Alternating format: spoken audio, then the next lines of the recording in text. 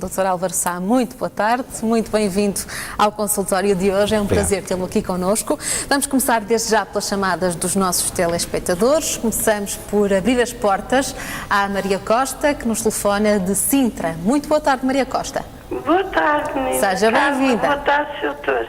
Boa tarde. Tenham bem as suas dúvidas. Doutor, a minha questão é a seguinte. Eu, do olho direito, já há bastantes anos, não sei precisar bem quantos, corre-me uma lágrima, volta e meia, uma lágrima por a face abaixo. Eu não sei o que é que isto quer dizer, Sr. Doutor. Muito bem, boa tarde, Dona Maria Costa. Há várias razões para nós termos lágrima, o excesso de lágrima. O que acontece é que, muitas vezes, uma senhora, pelo facto do avançar da idade, entra na menopausa e, portanto, as hormonas vão alterar a produção de lubrificação do próprio corpo. A pele fica mais seca, a boca fica mais seca e a própria lágrima que nós estamos continuamente a produzir deixa de ter as características lubrificantes que tinha há uns anos atrás e, portanto, ela começa a ser mais líquida, a evaporar-se mais rapidamente e, portanto, às vezes, espontaneamente, o olho começa a secar e ao secar produz lágrima em excesso e a pessoa começa a chorar. Se adicionarmos a isso o facto da pessoa estar às vezes a fixar, a ver televisão, ou a ler, ou a conduzir o carro, ou ao computador, tudo isso faz com que uma pessoa pisque menos os olhos, a lágrima não se renova e, mais uma vez, a superfície do olho fica um bocadinho mais seca e, por isso, há maior produção de lágrima, desta lágrima mais líquida, que escorrega outra vez pelo olho. E geralmente é assimétrico.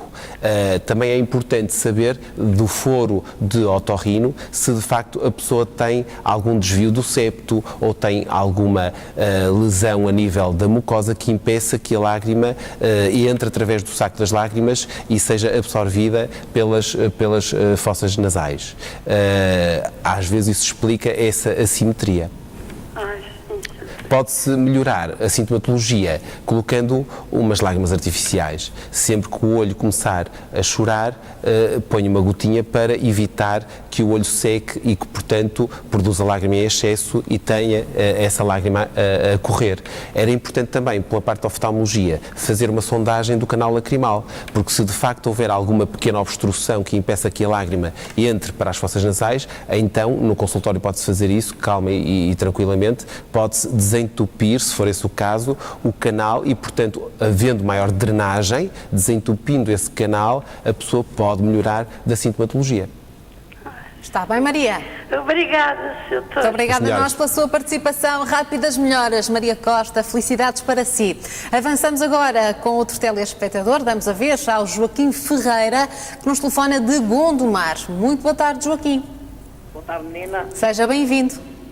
Muito obrigado. Quais são as suas dúvidas? Boa tarde, Sr. Doutor. Boa tarde. Ora, o meu problema é o seguinte, Sr. Doutor. 82 anos. Sim. E, ultimamente, apareceu-me muitas lágrimas nos olhos. Choro muito, ando sempre a chorar. Foi-me receitado umas gotas em que eu tenho aplicado e o resultado é negativo. Funciono bem do nariz, não tenho problemas de visão, uso óculos apenas para ler e não tenho mais nada que me incomode, a não ser muitas lágrimas nos olhos. Pronto, de facto, boa tarde, Sr. Ferreira. Vamos bater um bocadinho no problema anterior.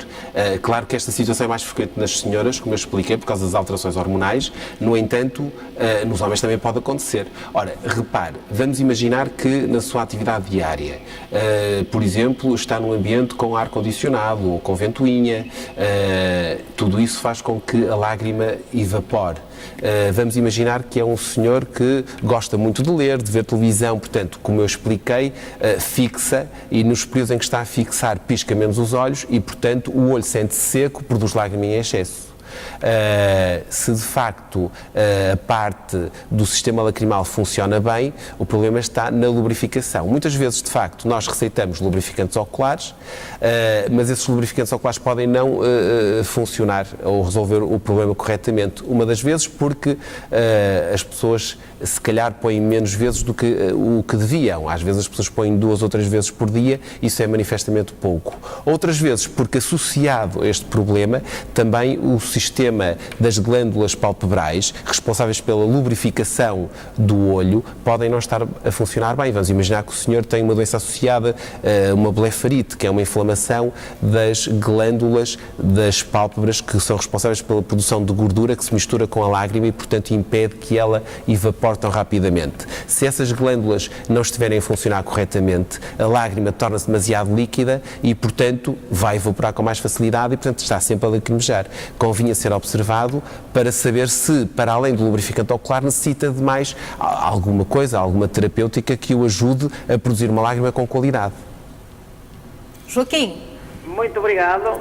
Esclarecido, Joaquim Ferreira. Compreendi perfeitamente, mas de facto já passei um especialista e não tenho melhorado absolutamente nada. Não é?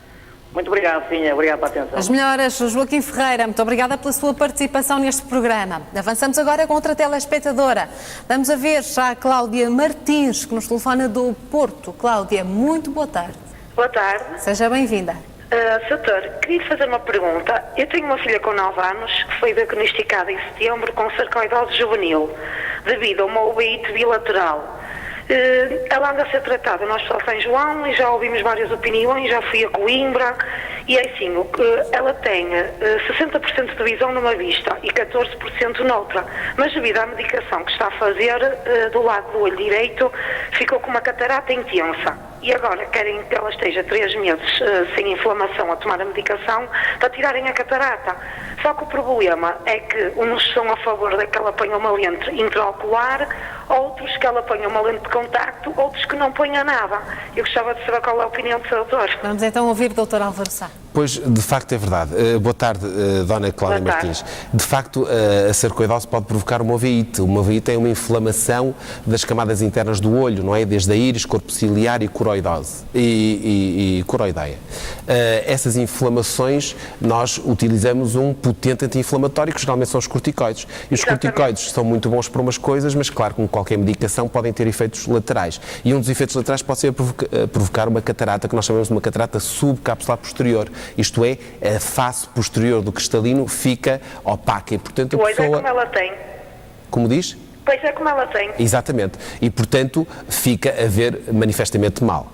O que acontece é que, de facto, se uma criança com 9 anos começa a ter privação da visão de um olho, de facto tem indicação cirúrgica. Se a catarata, como disse, tem 14%, penso eu, nesse olho, sim. É muito pouco e, portanto, tem indicação cirúrgica. O que acontece também, na realidade, é que há vários colegas que têm várias opiniões.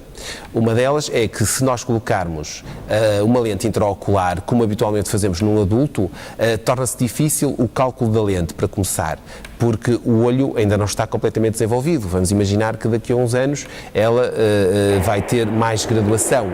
O que é que se faz nessa altura? Retiramos esta lente, colocamos outra, vamos receitar óculos, vamos pôr uma lente de contacto. Também, em termos de tamanho, o olho não está bem adaptado à lente intraocular que lhe vamos colocar, porque não tem um olho ainda com o tamanho de adulto e, portanto, há pessoas que ficam na dúvida se haviam de colocar ou não a lente intraocular. Doutor, e a lente de contacto que falam também? Mas a lente de contacto pode colocar depois da cirurgia de catarata ter sido realizada, claro. Isso pode acontecer, mas primeiro fazer a cirurgia de catarata. E depois, claro, há várias opções. Ou pomos a lente intraocular, sabendo que no futuro pode essa lente não corresponder à graduação correta que a sua filha vai ter. Pois, desculpe, mas é que também me disseram que ela pode depois fazer vários episódios da infecção da sarcoidose e depois também ganhar aderências na lente e depois tinha que tirar e tornar a pôr. É verdade, pronto, isso é outro problema que pode acontecer, especialmente nas crianças que são mais propensas a esse tipo de inflamações. E, portanto, o facto de colocarmos uma lente intraocular também pode provocar essas aderências, essas inflamações e, portanto, apesar do material ser biocompatível, a doença pode não está completamente controlada e, portanto, torna-se difícil depois controlar esse tipo de inflamações, não é? Pois, se calhar o melhor é mesmo tirar a catarata e ficar assim e esperar que ela cresça mais uns anos. E até eu- lá usar uma lente de contacto, sim senhor, Sim. porque de facto, se nós pensarmos que o cristalino tem à volta de 22 dióptrias positivas, Claro. se lhe tirarmos só o cristalino, a sua filha fica a ver apenas luz, não vê muito mais do que isso. Portanto, Pois. precisa ser corrigida ou com uma lente intraocular ou com uma lente de contacto. Pronto, pode pôr uma lente de contacto, se a criança tolerar, claro, e em princípio tolera, põe-se uma lente de contacto e depois Doutor, vamos mas diga ver. uma coisa, essa lente de contacto põe e tira todos os dias ou fica... Não, tirar e pôr todos os dias. Ah, é? Nunca se Ah. deve dormir com uma lente de contacto. Ah, pronto. Está bem, Pensava que Cláudia. também era para ficar para sempre. Não. Põe-se e tira-se, não é? E vai-se também adaptando depois, à medida que ela vai crescendo, vai-se Claro. adaptando a graduação da lente de contacto. Está bom, doutor, obrigado. Cláudia, muito obrigada a nós pela sua participação neste consultório. Espero que tenha ficado esclarecida. Avançamos agora com outra telespectadora. Abrimos as portas à Conceição Ferreira, que nos telefona do Porto. Conceição, muito boa tarde. Boa tarde, Seja senhora bem-vinda. jornalista, e boa tarde, Sr. doutor. Boa tarde. Pronto, Tenho o ali meu as suas problema questões, Conceição. é que ontem, fui com o meu marido a uma consulta de oftalmologia, porque ele já se andava a queixar há muito tempo, isto já se vem a arrastar desde dezembro do ano passado. Ele, em dezembro do ano passado, de repente, deixou de ver metade das coisas, como, pronto, olhava e para o móvel via só a parte de cima e a parte de baixo não havia. Pois ontem, na consulta de oftalmologia, o médico que o viu passou uma carta e disse que ele tinha que ir imediatamente para a urgência do Hospital de São João, que é a área que nós pertencemos. Passou uma cartinha, eu até tenho fotocópia, porque isto é assim, umas palavras esquisitas, e então ele diz lá, entre algumas coisas, que ele tinha uma hipovisão há mais destes meses todos, portanto, e depois tem um NHP, que não percebo bem o que é, sistémicos, relevantes e não sei o quê, e que tinha edema e que lhe poderia surgir agora uma oclusão, e enfim, assim, essas palavras que eu nem entendo bem, que ainda tenho mais para cima, mais qualquer coisa. E do outro olho, que merecia brevemente também um estudo. E eu perguntei o que é que isto queria dizer, e o doutor fez o favor de me explicar que devia ser uma trombose ocular. Eu fiquei assim meia estupefacta, porque pensei que tromboses não eram assim nos olhos. Mas o meu marido ficou tão nervoso que não quis ir à urgência. E eu estou muito preocupada, porque penso que uma trombose ocular já há tantos meses é capaz de ser irreversível. Não faço a mínima ideia, porque ele realmente vê muito mal. O médico dilatou-lhe o olho, realmente foi extremamente simpático, mas diz que era melhor ir imediatamente para a urgência. E queria ouvir a Ora, opinião do como o meu Sr. marido doutor, não- Conceição. Diga, por favor. Quero ouvir a opinião do Dr. Álvaro Sá. Exatamente o que é Muito que bem. ele me diz, porque está aqui tantas palavras. Sr. doutor. Boa tarde, Dona tarde, Conceição. doutor, como vai? Pronto, Muito obrigada. de facto, quando me diz que tem, vê uma metade superior e não vê a metade inferior, ou vice-versa, nós chamamos isso um defeito altitudinal. Portanto, a metade do campo visual de cima ou de baixo não se vê. E muitas vezes é característico, de facto, de uma oclusão vascular. Pode ser venosa, como pode ser arterial. Uma oclusão vascular. O olho tem uma característica que às vezes é um bocado ingrata. Vamos olhar aqui para o modelo, que assim percebe-se melhor. É que, de facto, nós só temos uma artéria, que é a artéria central da retina, que entra dentro do olho, bem na dependência do nervo óptico. Esta artéria, depois de entrar no nervo óptico, divide-se em dois ramos, o ramo superior e o ramo inferior, e depois subdivide-se para irrigar a retina. Quando há uma oclusão, se for uma oclusão total da artéria central da retina, de facto a pessoa infelizmente deixa de ver, porque o sangue não entra dentro do olho e, portanto, as estruturas vão sofrer com isso. Mas se a oclusão for num destes ramos, ou superior ou inferior, tem um defeito altitudinal, como o caso do seu marido. Pronto. E convém, de facto, o seu marido ser estudado. Ser estudado para saber quais são os fatores de risco para que isto tenha acontecido e para que isto não volte a acontecer. Ai, valha-me Deus. Deve ser estudado a nível cardíaco, deve ser estudado a nível analítico, saber fazer umas análises, saber se está tudo bem com o sangue, com o colesterol, triglicerídeos, fazer E diabetes também, fazer um ecodoppler carotídeo também. Portanto, de facto, o seu marido precisa ser estudado. A situação, está-me a dizer que tem um edema da papila, que é característico, de facto, destas situações. Não há muito, para ser franco, a fazer quando há uma oclusão vascular, mas tem havido estudos recentes que dizem que com uma injeção intraocular de um produto, do antiangiogénico, que de facto melhora qualquer coisa. Mas é importante ser estudado, não só para tentar limitar estas lesões a nível ocular, mas também para evitar que isto volte a acontecer, não só neste olho, como também no outro olho, ou mesmo a nível do corpo, porque se ele tiver algum fator de risco que esteja a favorecer uma trombose é uma oclusão de um vaso, pode acontecer no olho como pode acontecer em qualquer outro lado do corpo, ele tem que ser estudado, não é? Para isso, para não voltar a acontecer uma situação destas. Isto pode trazer consequências ao outro olho, então? Ao outro não. Mas sim. pode-se repetir esta situação, seja no olho contralateral, no outro olho, seja neste olho, ou seja noutra zona qualquer do corpo.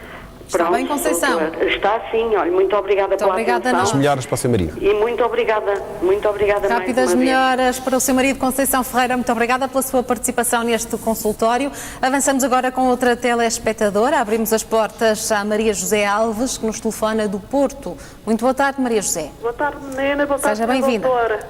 Boa tarde. Quais são as suas dúvidas? Olha, senhora doutora, é o seguinte, eu tenho mais o olho direito que me treme muito, está sempre a tremer, de vez em quando para, passado um bocado torna a tremer, e eu não sei se isto é grave ou se não era, a ver o que o senhor doutor me dizia.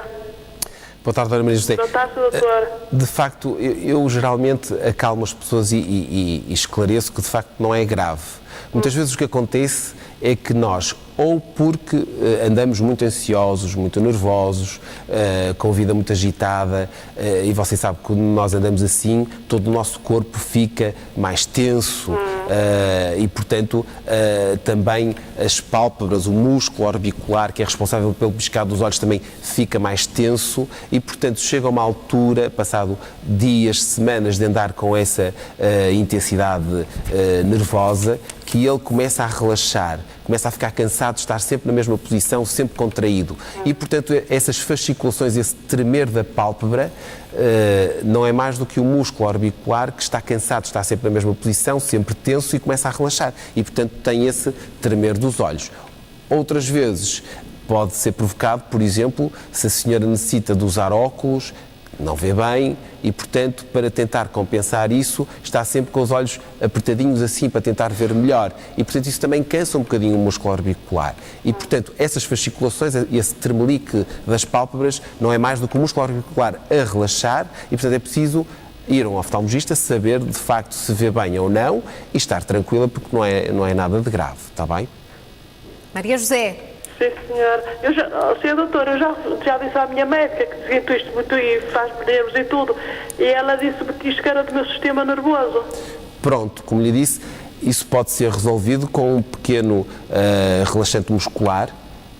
Vai-lhe fazer bem, se calhar, para andar um bocadinho mais relaxada, mais calma, e simultaneamente também vai relaxar o músculo orbicular e, portanto, vai ter esse tremor das pálpebras com menos frequência. Então tem que ir ao especialista, não é, Sr. doutora? Convinha, sim. Está bem, Sr. doutor. Muito obrigada, sim. Maria José, muito obrigada a nós. Siga o conselho do Sr. Doutor. Muito obrigada pela sua participação neste programa. Terminamos por aqui o consultório de hoje. Infelizmente já não temos mais tempo. Doutor Álvaro Sá, foi um prazer enorme tê-lo aqui connosco. Muito obrigada pela sua presença e pelo esclarecimento às dúvidas dos nossos telespectadores.